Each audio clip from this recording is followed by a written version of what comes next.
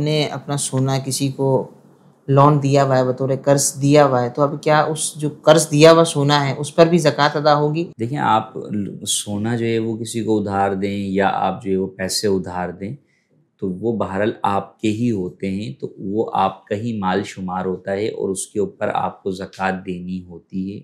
दीगर शराइत ज़कात पाई जाएंगी तो आप उस पर भी ज़कात देंगे। अलबत्ता उसमें ये सहूलत आपको मिलती है कि अगर आप जो है वो चाहें तो उन पैसों की ज़कात उस वक्त अदा करें जब वो पैसे आपको पूरे मिल जाएं या कम से कम निसाब के 5वें हिस्से की मिकदार में मिल जाएं।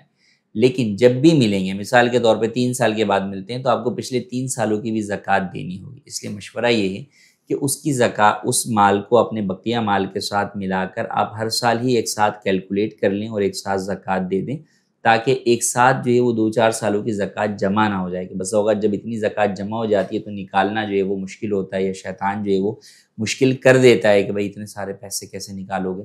तो लिहाजा आप थोड़े-थोड़े करके हर साल जो ज़कात बनती है वो निकालते रहें।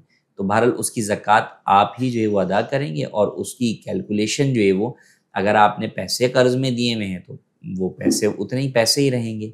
सोना अगर आपने जो है वो कर्ज़ के अंदर दिया हुआ है तो फिर उसकी कैलकुलेशन तोले के हिसाब से होगी। अब ये कि सोने में आपने क्या दिया है, ज़ेवर दिया है या जो है वो ख़ाम माल दिया है, तो अगर ख़ाम माल देंगे तो वो कर्ज़ की सूरत बनेगा, ख़ाम माल होगा तो फिर ख़ाम माल की आज जो वैल्यू है उस एतबार से आप उसकी जो है ज़कात देंगे।